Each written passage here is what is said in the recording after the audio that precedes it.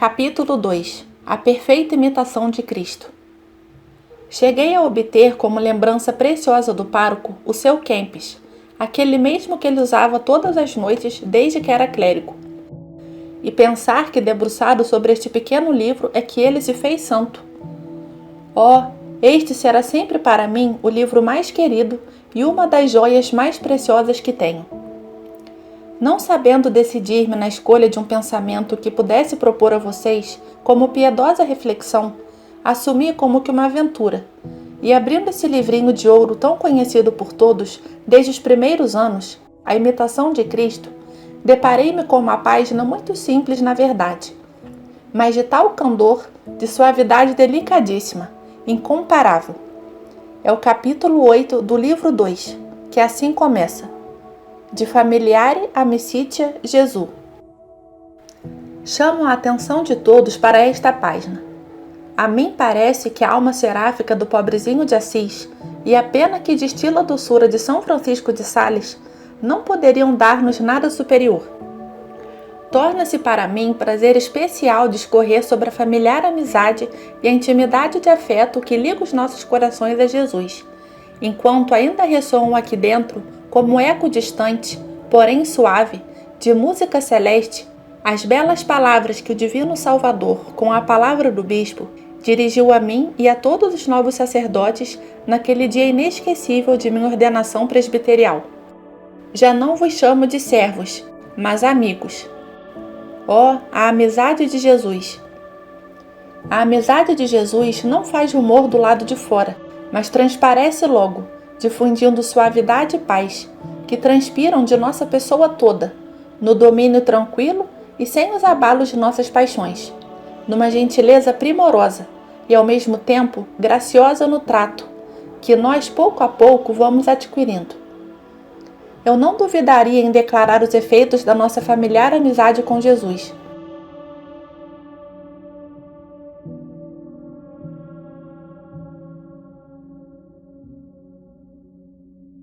Quando Jesus fala dentro de nós, qualquer consolação é insignificante, mas uma só palavra dele nos enche de gáudio inefável.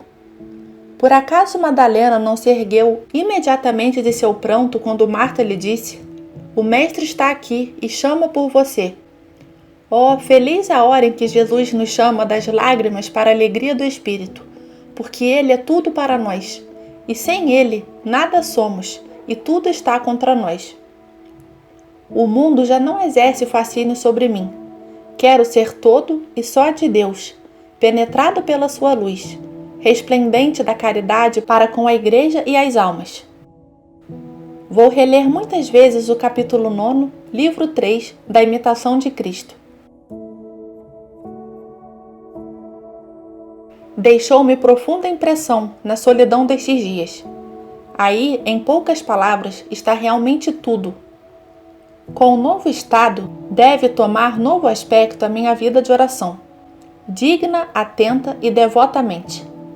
Isto quer ser expresso em mim e por mim, para edificação. A imitação de Jesus Cristo na sua vida de Nazaré e de apostolado. Antes de tudo, convencer-nos muito bem de que devemos reproduzir em nós a vida e a fisionomia de Cristo. Progressos. Depois, imitar Jesus em nos ocupar tão somente do sobrenatural. À medida que falta isso, a vida religiosa perece em nós. Vida de oração.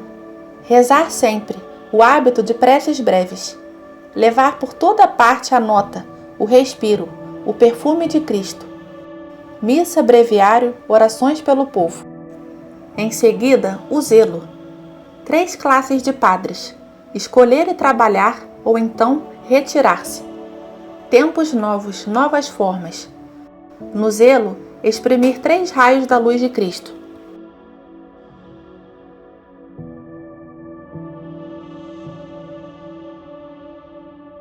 Elogio da pureza do clero católico. Razões de prudência nos contatos com mulheres. Exercício da modéstia nas coisas livres. A doçura. A paciência.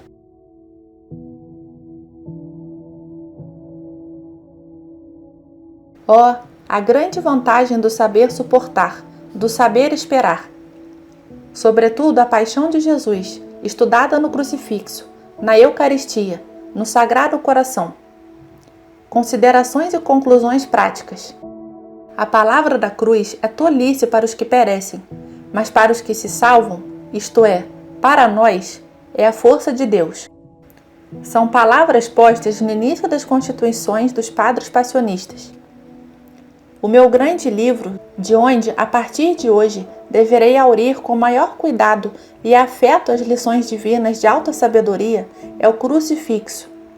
Preciso criar o costume de julgar os fatos e toda a ciência humana com o critério dos princípios deste grande livro. É fácil demais deixar-me enganar pelas aparências vazias e esquecer-me da verdadeira fonte da verdade. Olhando o crucifixo, sentirei que se dissolvem todas as dificuldades, as questões modernas, teóricas e práticas, no campo dos estudos. Se eu tivesse de recordar todos os bons pensamentos e sentimentos que o Senhor se dignou fazer-me conceber e sentir nestes dias, ao considerar a paixão de Jesus, não me bastaria uma semana. Quando o meu amor próprio, aproveitando-se de algum momento de desatenção, construir seus castelos no ar, quiser fazer-me voar, então eu vou fazer para mim uma lei, a de pensar sempre nestes 3 lugares: o Getsemane, a casa de Caifás, o Calvário. A breve experiência destes meses de episcopado me confirma que para mim, na vida, não há nada melhor do que carregar a cruz, assim como o Senhor a colocou sobre meus ombros e no coração. Devo considerar-me como o homem da cruz e amar aquela que Deus me dá, sem pensar em outra coisa. Tudo que não é honra de Deus, serviço da igreja, bem das almas, é acessório para mim, é sem importância. Ao lidar com os outros, dignidade sempre, simplicidade, bondade serena e luminosa. A seguir, constante manifestação do amor à cruz. Amor que sempre mais afaste de mim o afeto pelas coisas da terra e me torne paciente, inalterável de caráter, esquecido de mim mesmo, sempre alegre nas efusões da caridade episcopal.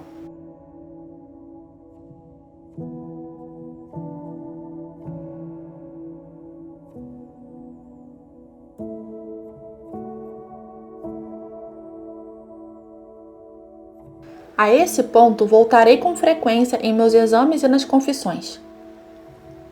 O amor à cruz do meu Senhor me atrai sempre mais nestes dias.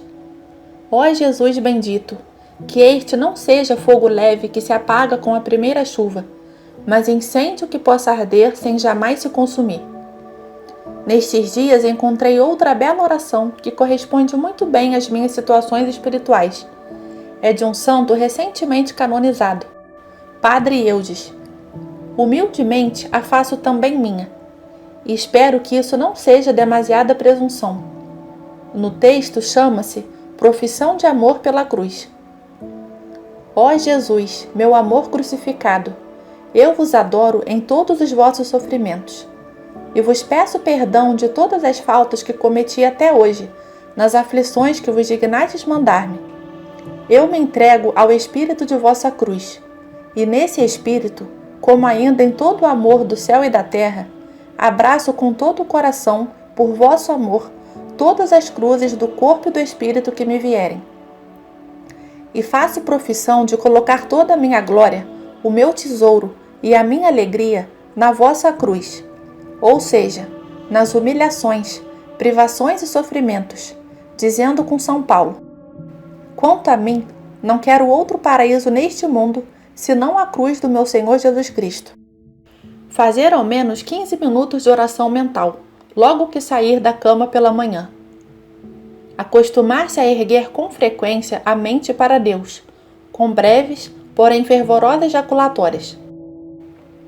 Rezar com fervor. Os homens do mundo dizem grandes palavras para adocicar as dores comuns: a invasão da pátria ameaçada, o heroísmo, a glória, o dever de nos mantermos na altura das circunstâncias. Mas as palavras se calam. Então, a dor permanece e é sentida ainda mais viva na solidão dos lares desertos. É necessária uma voz divina, a voz que vem do Evangelho, da cruz, da Eucaristia. São necessárias as consolações divinas. São as que a oração nos dá, oração que conforta e espera. Porque a oração faz milagres em qualquer ordem de relações. A gente acredita que se possa vencer somente com a coragem e com as armas. No entanto, quem é que não sabe como é grande a eficácia da oração para as armas dos combatentes? De joelhos nas igrejas, as mulheres não defendem a pátria dos soldados em trincheiras. Talvez o trabalho delas seja ainda mais eficaz. Senhoras católicas, rezem pelas almas dos valorosos que já não existem e por aqueles que combatem e sofrem. Por aquelas almas, seja a oração de vocês uma como ala do exército que os conduz mais rapidamente e com segurança à coroa da vitória. Para estes, seja como centurião e couraça de bronze, que os tornam invulneráveis. A dor associa vocês à guerra, a oração as associa à vitória.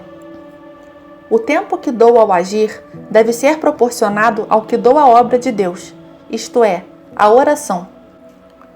Tenho necessidade de dar à minha vida um tom de oração mais vibrante e mais contínuo. Por isso, meditar mais e entreter-me com o Senhor por mais tempo, lendo, recitando orações vocais e também calando-me. Nestes dias tenho lido São Gregório e São Bernardo, ambos preocupados com a vida interior do pastor, o qual não deve sofrer por causa de cuidados materiais exteriores. O meu dia deve estar sempre em oração. A oração é a minha respiração. Proponho recitar cada dia o rosário inteiro de 15 episódios, com a intenção assim de recomendar ao Senhor e à Nossa Senhora, possivelmente na capela, diante do Santíssimo Sacramento, as necessidades mais graves dos meus filhos de Veneza e da diocese. Clero, jovens seminaristas, virgens consagradas, autoridades públicas e pobres pecadores. Insisto ainda outra vez, e agora mais que nunca, a respeito da solicitude por uma vida interior e sobrenatural mais intensa.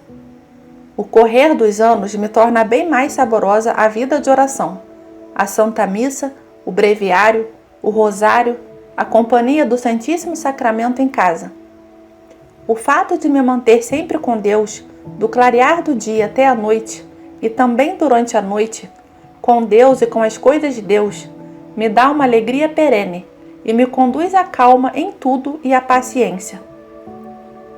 As ocupações, porém, do ministério, ou que se referem mais ou menos de perto ao ministério, me ocupam demais e quase me sufocam, afastando-me daquela maior calma e tranquilidade voltada para as minhas práticas ou devoções.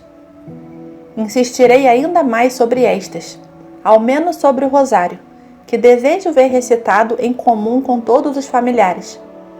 Será a lembrança destes meus exercícios espirituais. Rosário em comum com secretário, irmãs, familiares e hóspedes. Certo complexo de circunstâncias confere ao meu recolhimento espiritual uma nota especial de abandono em Jesus sofrido e crucificado, meu mestre e meu rei. Os sofrimentos devidos às práticas para a fundação do seminário búlgaro, através dos quais, em meses passados, o Senhor quis provar a minha paciência, a incerteza que perdura por mais de 5 anos quanto às tarefas definitivas do meu ministério neste país, as angústias e dificuldades de não me ser possível fazer algo mais e de ter que me conservar numa vida de perfeito eremita, contra a tendência do meu espírito às obras do ministério direto das almas. O desgosto interior por aquilo que ainda existe de humano em minha natureza, mesmo que até aqui eu tenha conseguido mantê-lo sob disciplina. Tudo isso me torna mais espontâneo este santo abandono, que eu gostaria fosse ao mesmo tempo elevação e impulso para a imitação mais perfeita do meu divino exemplar. Para não me sobrecarregar demais e me confundir sem nenhum sentido, Uma só coisa devo fazer. É o meu pai espiritual que a impõe para mim. Viver, não de um dia para o outro, como Santo Stanislau Kostka, mas de hora em hora, como São João Berchmans. Ação que devo simplesmente cumprir, e nada mais. Este deve ser o objeto de todos os meus cuidados e o melhor exercício de perfeição. A relação entre ação e ação, ou melhor, entre uma série de ações, a confluência harmoniosa de todas para formar em mim o homem, o sacerdote virtuoso e perfeito, será consequência natural, mesmo que inadvertida à primeira vista, da perfeição com que me esforçarei para cumprir todo e qualquer ato diferente. Deus não olha a multiplicidade das ações, mas a maneira com que as faço. É o coração que Ele pede, e nada mais. O senso saboroso da presença de Deus como termo de tudo, e o total esquecimento de mim mesmo. São duas coisas, e chega. A minha ação, qualquer que seja, está completa. Ler com atenção e reflexão um capítulo inteiro, ou pelo menos uma parte, do devotíssimo livro de Tomás de Kempis em latim. Nada para acrescentar ou tirar de tudo o que propus nos 2 exercícios precedentes quanto à minha vida de oração. É humilhante ter que sempre confessar as próprias negligências, mas é acima de tudo um dever. Seguirei melhor o conselho do meu diretor espiritual, de ir para o repouso um pouco mais cedo à noite, a fim de ser pontual às 5h30 pela manhã. Do levantar-se na hora precisa e sem atraso, depende o bom encaminhamento do dia todo. Colocarei em prática também o bom costume de recitar o ofício divino ordinariamente na capela, diante do Santíssimo Sacramento. Nestes exercícios senti diversas vezes forte estímulo para o estudo da Sagrada Escritura, e já comecei nestes dias, e com gosto, a leitura das cartas de São Paulo. Tenciono prosseguir nesse sistema, também servindo-me com frequência de um capítulo da Sagrada Escritura, especialmente do Novo Testamento, como matéria da minha meditação. Além disso, cada noite, antes de me deitar, lerei pausadamente e com devoção um capítulo dos livros santos.